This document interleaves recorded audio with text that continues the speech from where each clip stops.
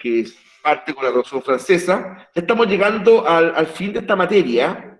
De hecho, ya lo que quedaría de esto sería, ¿no es cierto?, la finalización del mundo bipolar, globalización, mundo unipolar, y ahí, ¿no es cierto?, después de eso ya nos abocaríamos a contenidos de economía, geografía y formación ciudadana, ¿ya? Dosificando un poco porque de verdad que no nos queda demasiado tiempo, muchachos. Así que, pero siempre nuestra intención es proveerle a ustedes de la mejor de las formaciones, por ejemplo, en torno a una PDT, prueba de transición, ya me vendí por fin la sigla, que se quieran dar en este rubro de las ciencias sociales, ¿ya? Bueno, como vimos en clase anterior, la Guerra Fría fue un enfrentamiento político ideológico que hubo entre Estados Unidos y la Unión Soviética, o la Unión de Repúblicas Socialistas Soviéticas, por querer imponer sus hegemonías en el resto del mundo. Entre sus causas podemos incluir, por ejemplo, Estados Unidos defendía la democracia y el capitalismo, así como los principios de la propiedad privada y la libre iniciativa. Sin embargo, por otro lado, Estados Unidos apoyó la imposición de dictaduras en varios países de Latinoamérica, ¿ya? Recordemos que Estados Unidos, ¿cierto?, siendo adalid de la libertad, de la democracia, ¿no es cierto?, de los derechos humanos en un momento dado, pero apoyaron sin titubear a regímenes dictatoriales procapitalistas. Es sabido, ¿no es cierto?, que en un momento dado, patrocinado por Estados Unidos, diversos altos mandos de las Fuerzas Armadas de distintos países se reunieron en Panamá, ¿verdad?, el denominado Escuela de las Américas, ¿no es cierto?, y se dice que ahí se fraguaron muchos golpes de Estado, y eso hoy día prácticamente la historia lo tiene por sentado que fue así.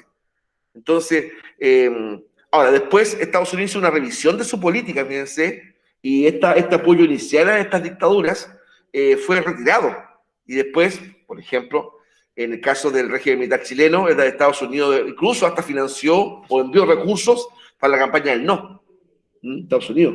Entonces, como no se entiende, ¿no? Bueno, por una parte apoyan el golpe de Estado y por otra parte mandan dinero a la campaña del no. Bueno, yo creo que verdad hubo una revisión allá interna de Estados Unidos en su papel que jugó fundamentalmente en la década del 70. La Unión Soviética se basaba en el socialismo, la igualdad económica, la eliminación de la propiedad privada y en la capacidad del Estado para cubrir y garantizar todas las necesidades de los ciudadanos. Este sistema de gobierno fue impuesto por la fuerza en los países que conformaban la Europa Oriental. Ya, y así como Estados Unidos tuvo su contradicción, ¿no es cierto?, bastante clave en eso, bueno, también, ¿verdad?, Unión Soviética la tuvo. Ellos, los soviéticos, ¿no es cierto?, respaldaron las llamadas democracias populares, ya, de Europa del Este, que, como pues vamos a ver, ¿no es verdad?, formaron distintas organizaciones, entre ellas la Comecon, OCAME y el Pacto de Varsovia, ¿ya? Pero la verdad es que de democracia popular tenía bien poco. Era más bien los gobiernos de los partidos comunistas, ¿no es cierto?, de tipo totalitario. Incluso a veces el gobierno del Partido Comunista, pero en torno a un líder, ¿ya? Entonces, ya, gobierno del proletariado, gobierno del Partido Comunista, gobierno del líder comunista. Entonces se va atomizando la lógica, ¿se dan cuenta? Estoy pensando en Erich Honecker, Jaruzelski en Polonia, Tito en Yugoslavia, ¿verdad? Aunque Tito después se va de la órbita soviética, ¿no es cierto? Incluso enfrenta a los soviéticos en algunos aspectos. Digo, a Ceausescu en Rumania, por ejemplo, una dictadura bastante cruel y oprobiosa, derribada por una sonada popular, ¿ya? Entonces, ambos países, ambas superpotencias, Estados Unidos, Unión Soviética, tuvieron esta suerte de contradicciones. Desde lado y lado, ahogando los derechos humanos, ¿verdad?, y la soberanía popular. La adquisición de armas atómicas por parte de las superpotencias, que implicaba el estallido de un tercer conflicto a nivel mundial, esta vez de carácter apocalíptico, ¿ya? Porque no se trataba de una guerra convencional, ¿no es cierto?, en que en un campo de batalla, ¿verdad?, en virtud de la pericia militar, se generara, un triunfo, incluso épico, como puede ser en otra época. No, acá estamos hablando de armas de destrucción masiva, de continentes enteros, que podían ser arrasados a partir, ¿verdad?, del uso de esta arma. En 1947, el gobierno de Estados Unidos creó el Plan Marshall, para ayudar a reconstruir la base política y económica de los países europeos afectados por la Segunda Guerra Mundial, a fin de detener el avance de los países comunistas, partidos comunistas, perdón, en la Europa occidental, ¿ya? Claro, porque Europa, ¿no es cierto?, quedó en el suelo, prácticamente quedó en la ruina, ciudades destrozadas, ¿verdad?, prácticamente campos arrasados, actividades económicas tan básicas como la agricultura, la ganadería, la silvicultura, etcétera, prácticamente tuvieron que empezar de cero. Entonces, hubo una hambruna, impensable en nuestra época que en Europa hubo hambruna, la hubo acá. Entonces, el general, ¿verdad?, de ejército estadounidense, George Marshall, propuso un plan, por eso ya su nombre, ¿verdad?, donde aproximadamente 14.000 millones de dólares, ¿cierto?, se emplearon, ¿verdad?, para de alguna forma levantar la industria caída y la producción agrícola, ¿cierto? Y también, por otra parte, por así decirlo, por contrapartida, ¿verdad?, establecer algún tipo de un paralelo al gobierno, ¿cierto?, o al avance comunista.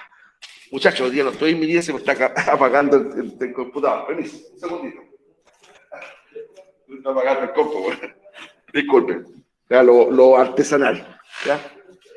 Bueno, entonces, la verdad es que se produjo, ¿verdad?, esta situación, ¿cierto? Y también el plan Marshall fue visto con muy malos ojos por el gobierno de Stalin, ¿ya? Stalin veía en el plan Marshall una instancia, ¿no es cierto?, de expansión del capitalismo en la esfera de Europa Oriental. Entonces, como una forma de responder al plan Marshall y atenuar desde su punto de vista los efectos del mismo, ¿verdad? Ahí sí, ahí no me va a caer. Vino lo que se va a presentar en la siguiente diapositiva, ¿ya? Que es la Comecon, el Consejo de Ayuda Mutua Económica, ¿ya? Esto es la sigla en inglés, ¿eh? De hecho, en ruso es otra, ¿ya? Es otro, no. Esto es la sigla en inglés, CAME en castellano. En contraposición al Plan Marshall, la Unión Soviética creó el Consejo de Ayuda Económica, Comecon, por su sigla en inglés, o CAME en su sigla en español, el cual consistió en el fomento de la cooperación económica por parte de los Estados Unidos, con gobiernos socialistas, a fin de contrarrestar el sistema capitalista, ¿ya? Sus estados miembros fundadores fueron Bulgaria, Checoslovaquia, Hungría, Polonia, Rumania, Unión Soviética, ¿ya? Entonces, evidentemente, ¿verdad?, cada país, bueno, un país en todo caso, cada superpotencia, ¿no es cierto?, buscó proteger a su sector de influencia de la influencia del adversario. Me explico, Estados Unidos, ¿verdad?, con el Plan Marshall y después con la OTAN, van a buscar, ¿verdad?, dejar claro que esa área de influencia le pertenecía a ellos. Lo mismo la Unión Soviética, con la Comecon o con, ¿verdad?, el Pacto de Varsovia, buscaban lo mismo. Curiosamente, ambos bloques señalaban, ¿verdad?, que lo hacían como una actividad defensiva. Ambos lo como una actividad defensiva. Pero en la práctica, ¿verdad?, ambos se estaban preparando para una guerra. Me parece que el lunes yo les decía, ¿verdad?, que, por ejemplo, antes de la Primera Guerra Mundial hubo una carrera armamentista, ¿cierto? Ahí la Triple Alianza, la Triple Entente, se empezaron a armar, ¿verdad?, según ellos, para defenderse. Resultado, guerra masiva a gran escala. Antes de la Segunda Guerra Mundial, también hubo una suerte también de rearme, especialmente de Alemania, ¿verdad? Resultado, la Segunda Guerra Mundial. En Japón, por ejemplo, fue una febril puesta en pie de guerra de su industria. Y aquí estaba pasando lo mismo. Pero con la diferencia, como decía adelante, ¿verdad?, que ese rearme tenía que ver más bien con un arsenal atómico, lo cual podía provocar el fin de la humanidad. Entonces, ya, si la carrera armamentista de la Primera Guerra Mundial, el rearme alemán y japonés de la Segunda, provocaron sendas guerras, acá evidentemente este otro rearme o esta carrera o nueva carrera armamentista iba a provocar evidentemente la Tercera Guerra Mundial. No era descabellado pensar eso. Afortunadamente el tema no ocurrió. Tal vez, y no quiero con eso ser dramático, ¿verdad?, pero quién sabe que a lo mejor esta clase, en estas condiciones que estoy diciendo ahora, no estaría si hubiese habido una tercera guerra mundial. Y no estoy diciendo ninguna exageración. ¿Ya? Bueno, la OTAN y el Pacto de Varsovia. La constante incertidumbre de que Estados Unidos iniciara un enfrentamiento armado contra la Unión Soviética y viceversa, propiciaron la creación de la Organización del Estado de Atlántico Norte, OTAN, y el Pacto de Varsovia. La OTAN fue creada en el año 1949 por los países que conformaban la Europa Occidental y sus aliados, entre estos Estados Unidos y Canadá. ¿Ya? Claro, de hecho, geográficamente Estados Unidos y Canadá también se ubican en el Atlántico Norte, ¿verdad? Por lo tanto, sus países aliados del otro lado del Gran Charco, como se decía, ¿verdad? Reino Unido, Francia, después Holanda, Bélgica, Dinamarca, Alemania Federal, que también se le aceptó, ¿no es cierto? Fue importante, ¿ya? Es decir, las democracias europeas occidentales masivamente pasaron a formar parte del Tratado del Atlántico Norte, OTAN. Este organismo militar se formó como un sistema de defensa, lo que decía recién, colectiva, en el cual se acordó que ante cualquier ataque a uno de los países miembros por parte de una potencia extranjera, este será defendido en conjunto. Por su parte, la Europa Oriental, dominada por la Unión Soviética, reaccionó con la creación del Pacto de Varsovia en 1955, ¿ya? Es decir, 6 años después.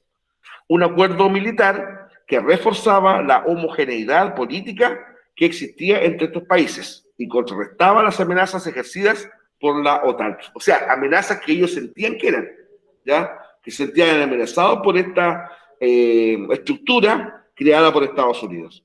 Bueno, ahí tenemos dos banderas, ¿verdad? Mejor dicho, una bandera y un escudo, la bandera de la OTAN y la del Pacto de Varsovia. Después, el Pacto de Varsovia se termina, cuando termina, por ejemplo,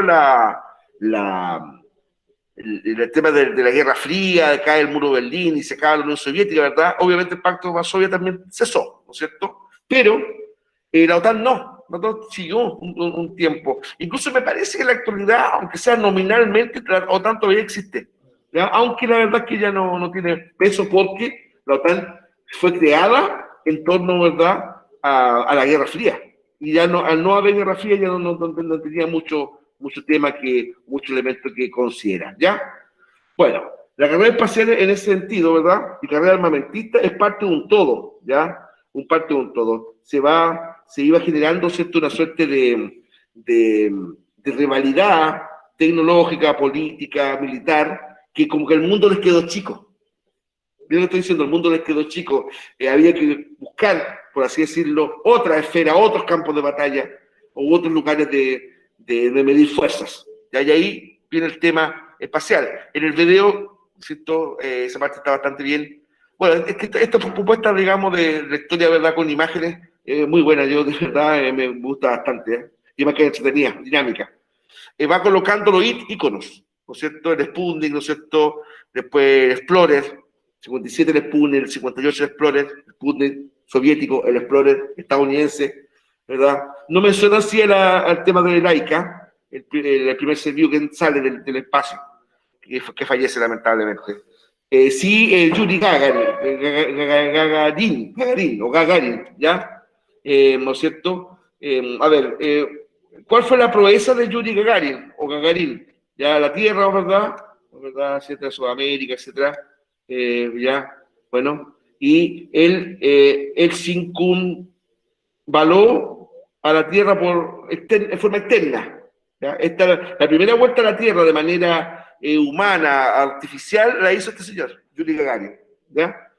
Por eso que yo digo, y más encima después va al espacio la primera mujer cosmonauta, porque fue soviética, era cosmonauta, Valentina Tereskova. Bueno, es decir, estaba ganándole por paliza a Unión Soviética y Estados Unidos, hasta que los norteamericanos, ¿verdad?, los estadounidenses, colocan o dan por así decirlo, yo no sé si que pararon, la verdad, pero por lo menos establecieron, ¿verdad?, una suerte también de presencia fuerte en el espacio cuando llegan a la Luna, ¿cierto? Armstrong, Aldrin, Collins, ¿verdad? Estos tres cosmonautas, no, estos serían astronautas, ¿verdad? Y que llegan a la Luna quedando un ícono. No fue la última, después de ello hubo más, que no se nombran mucho, pero después de el Apolo 11, con Armstrong, Aldrin y Collins, hubo otras expediciones a la Luna. Pero la verdad es que no se nombran mucho, pero hubo más. No sabría decirte cuántas más, pero hubo más. Esta fue la primera, ¿cierto? El primer gran paso para el hombre, un gran paso para la humanidad, dijo Armstrong, ¿no es cierto? Como ustedes saben, pues se ha puesto un poco en tela de juicio la veracidad de esta expedición. Incluso dentro del mismo Estados Unidos se dijo que fue un montaje, digamos.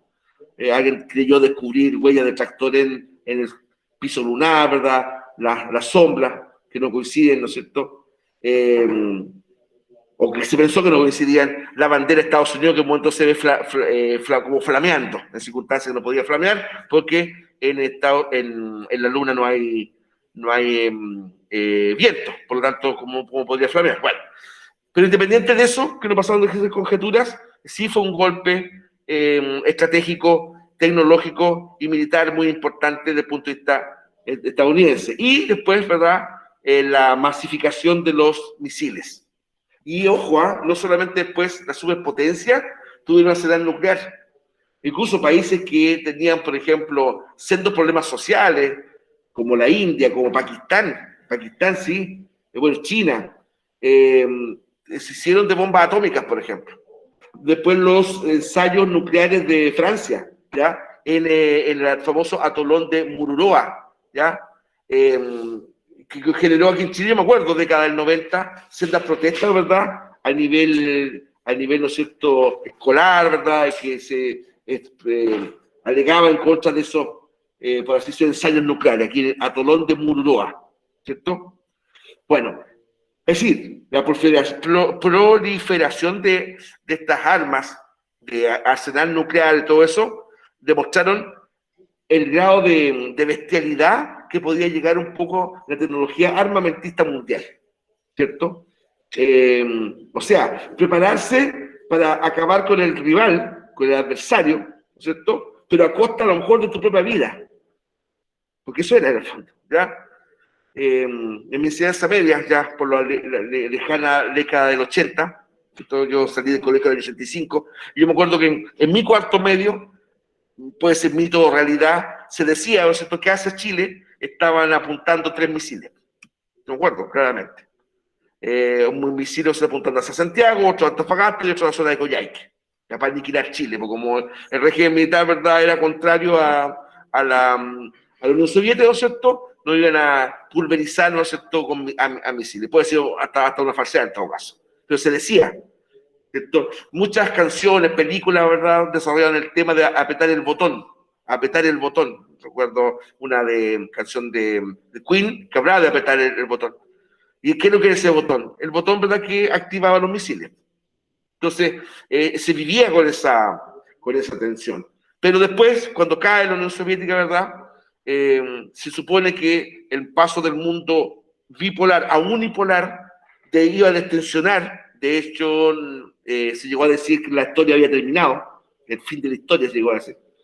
Pero los científicos demostraron que no, y eso lo vamos a ver, ¿no es cierto?, en la última clase que tratemos la época contemporánea, en donde el mundo unipolar, es decir, con Estados Unidos como principal polo de conflicto, etcétera, y de desarrollo de todo índole, trajo aparejado, claro, que se terminó la amenaza de una guerra a nivel global, ¿no es verdad? Pero el reemplazo por guerras locales, regionales, fue evidente. El auge de los fundamentalismos. Esto que como que la Guerra Fría, en su retirada, dio paso a que ese espacio de conflicto de la Guerra Fría fuera copado por los fundamentalismos. El más importante de ellos es el fundamentalismo islámico, ¿verdad? Entonces, un detalle, por ejemplo, la guerrilla islámica afgana tiene como, por así decirlo, ustedes quieren el mérito, por así decirlo, ¿eh?, de que se enfrentó a ambas superpotencias. Claro, porque la guerrilla islámica afgana, cuya una de sus ramas eran los talibanes, ojo, una de las ramas de esa guerrilla eran los talibanes, primero se enfrentaron a los rusos, a los soviéticos, ¿verdad?, y después a Estados Unidos. Entonces, lo menos yo no recuerdo otro caso así, que una guerrilla se haya enfrentado a las dos superpotencias. ¿Se dan cuenta? Yo no digo que sea meritorio eso, el grado de fanatismo, ¿verdad?, visión retrógrada de la sociedad, de la mujer, etcétera, es evidente. Pero de que los talibanes han hecho esas, comillas, gracias, es también una realidad. Bueno, no estoy defendiendo a los talibanes por si acaso, ¿eh? De verdad.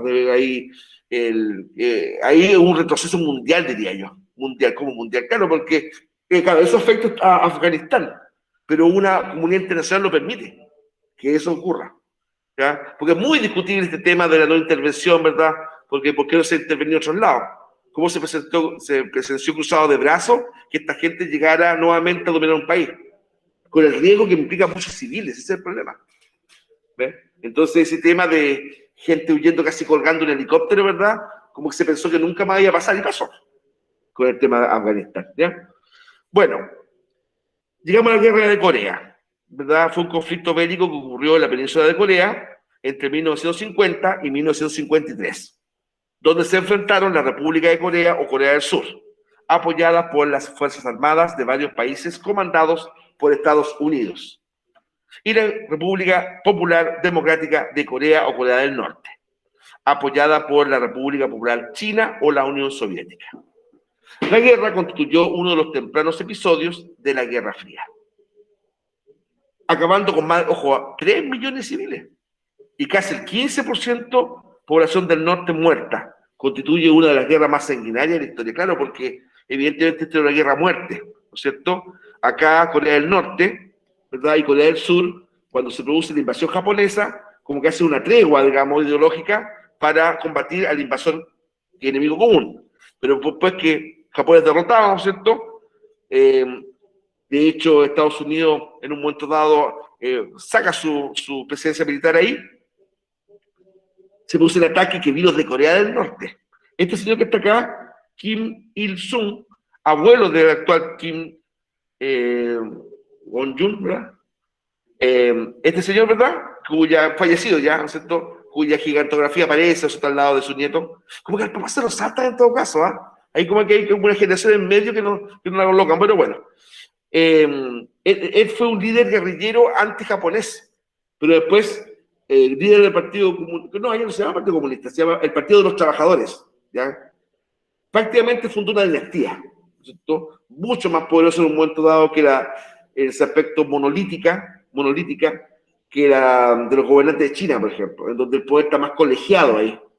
De verdad, en China como que es cierto que gobierna el Partido Comunista. En cambio, en estos otros países, especialmente el Corea, es un líder. Es como, casi como una monarquía, ¿se dan cuenta? Y también se llama República Democrática Popular de Corea. O sea, si uno analiza o de verdad establece un estándar democrático verdadero, ¿va? A ese régimen por ninguna parte es democrático y popular, claro, o sea, en el sentido que mueve masas, pero casi por la coerción más que por respetar la soberanía. Bueno, y la guerra de Vietnam, un conflicto harto más largo que el otro duró 3 años, en realidad fue corto la guerra de Corea, a pesar de toda la incidencia que tuvo, 3 años, una guerra de 3 años más corta que la guerra del Pacífico, por ejemplo, que duró 4. La guerra de Vietnam duró 20 años, muchísimo tiempo. ¿Ya? Y en efecto, ¿verdad? Estados Unidos, con sus tropas, van en apoyo de Vietnam del Sur, y el objetivo fundamental era impedir la reunificación de Vietnam bajo un gobierno comunista. En esta guerra participó la República de Vietnam, Vietnam del Sur, capitalista, con el apoyo de los Estados Unidos y otras naciones aliadas de los Estados Unidos contra la guerrilla local del Frente Nacional de Liberación de Vietnam, Vietcong, ¿ya? Y el ejército de la República Democrática de Vietnam del Norte, Vietnam del Norte, ¿ya? Esto respaldado por China y Unión Soviética, ¿ya? Lo que pasa es que aquí de repente se comete el siguiente error. La guerra de Vietnam no fue entre Vietnam del Norte y Vietnam del Sur, como fue en el caso de Corea, ¿ya? La guerra de Vietnam fue una lucha armada entre el gobierno de Vietnam del Sur y una guerrilla comunista, ¿cierto? Apoyada por Vietnam del Norte. Esa guerrilla se llama el Vietcong, además de China, además de Unión Soviética. Pero eso se dio en territorio de Vietnam del Sur. No era país contra país como fue el caso de Corea, ¿ya? Bueno, fuera como fuera, ¿verdad? Se calcula que en total mueren entre 3,8 y 5,7 millones de personas. Estados Unidos contabilizó 58.159 bajas y más de 1.700 desaparecidos, constituyendo la contienda más larga de dicho país. Fue una de las guerras ya más importantes del periodo llamado Guerra Fría. Entonces acá tenemos, ¿verdad?, las banderas, ¿cierto? Vietnam del Sur y Estados Unidos. Vietnam del Sur ya no existe como país, ya desapareció. Esta es la bandera del Vietcong, de la guerrilla comunista, esta, ¿ya? Y esta es la bandera de Vietnam del Norte, ¿verdad?, que apoyó al Vietcong contra Vietnam del Sur. ¿Se acuerdan? Estados Unidos ahí se metió en esa guerra, que desde un comienzo, desde un comienzo esa guerra, ¿verdad?, provocó importante oposición dentro de Estados Unidos, ¿cierto? Bueno, el día lunes yo les contaba la secuela de películas que eso originó, ¿verdad? Películas todas críticas, todas críticas. Si ustedes ven La Colina, ven, ¿no es cierto?, Pelotón, Nacido para Matar, ¿ya? Born to Kill o Full Metal Jacket, ¿ya? Fue un clásico del cine de los 90. Bueno, y la serie, no la serie Rambo, a mí me quedo fundamentalmente con la primera, en donde que es como más real, digamos, porque después se pone muy fantástico. Bueno, justamente el tema de Vietnam se muestra con toda su crudeza, muchachos. El estado de rechazo que se le dio a los veteranos de Vietnam. El tema laboral, el tema, ¿no es cierto?, psicológico, que debido sufrir. Entonces, por eso digo yo que hasta el día de hoy, Vietnam sigue siendo una espina clavada en el corazón estadounidense. Bueno, la Revolución Cubana. Esto fue un icono importante de la década, claro, empezó en el año 52 en rigor, ya con el asalto al cuartel de Moncada, ¿verdad?, de Fidel Castro, su hermano Raúl y otros combatientes, ¿verdad?, fallan en este asalto, son tomados presos por el régimen de Fulgencio Batista, una dictadura populista, ¿verdad?, bastante corrupta, por cierto, también, pero originalmente apoyada por Estados Unidos, sí, esto es bastante curioso, ¿ya? Y el régimen de Batista libera a esta gente y los exilia, y se van a México, y ahí preparan de mejor forma la revolución. De hecho, estando en México, Fidel Castro conoce a Ernesto Guevara, el personaje tercero que está ahí, y de hecho Guevara, junto con los hermanos Castro y otros, no estoy seguro si Camilo Cienfuegos, pero integran la tripulación del Gramla, ¿ya? Es un yate, ¿verdad?, alquilado por Fidel Castro que llegó hundiéndose en Tramanecia, casi en Calla, en la costa cubana, pero que fue el primer núcleo de guerrilleros que empiezan ya la guerra frontal contra Batista, ¿no es cierto? En el 59, el 1 de enero, Batista huye y Fidel Castro, que había sido nombrado comandante en jefe de todas las fuerzas revolucionarias cubanas, que no todas eran de su mando, otras eran independientes, pero finalmente todas reconocen a Fidel como su comandante, toma el poder, ¿ya? De hecho, Che Guevara fue ministro de Industria, ¿ya? Claro, que sería como el equivalente a un Ministerio de Economía acá en Chile. Pero a poco andar, ¿verdad? Porque la línea de Guevara era más bien de la internacionalización de la revolución, ¿no es cierto? Y sale, ¿verdad? De hecho, hubo rumores, ¿no es cierto?, que Guevara estaba enemistado con Fidel Castro. La cosa está de que finalmente, como ustedes saben, ¿no es cierto?, Guevara muere asesinado en Bolivia, donde intentó también generar una guerrilla para derribar al gobierno reformista del general Barrientos en Bolivia, ¿ya? Bueno, entonces, pero la Revolución Cubana ciertamente influyó. Hubo toda una generación. Hubo un libro, ¿verdad?, de Roberto Garretón, ¿verdad? Los años verde oliva. Los años verde oliva, tal cual. En donde muchos jóvenes de toda esa época de genuina visión de izquierda, ¿no es cierto?, incluso hasta vestían como militares, emulando un poco al Che Guevara y a Fidel Castro. Ahora, ¿por qué coloqué a Camilo Cienfuegos ahí? Porque Camilo Cienfuegos fue un líder también de la revolución, en un momento dado muy cercano a Fidel Castro. De hecho, esa imagen, ¿verdad?, de Camilo Cienfuegos sonriendo ahí, riéndose, era como su característica. Un tipo de mucho carisma, y muy popular, Camilo Cienfuegos. Pero no era marxista. Él peleó contra Batista al lado de Fidel, pero no era marxista. Y después se empieza a distanciar. El Uber Matos, otro también comandante, que empieza a caer en desgracia ante el régimen, ¿verdad? y Camilo Cienfuegos de repente muere en un accidente aéreo, ¿ya? Eh, y que hasta el día de hoy siempre hay dudas al respecto de la causa real de su muerte. Hay testigos, por ejemplo, que señalaron que vieron desde tierra, vieron a un avión caza disparando contra la avioneta en que viajaba Camilo Cienfuegos, cosa que el régimen de Fidel Castro ha desmentido de forma categórica, ¿ya?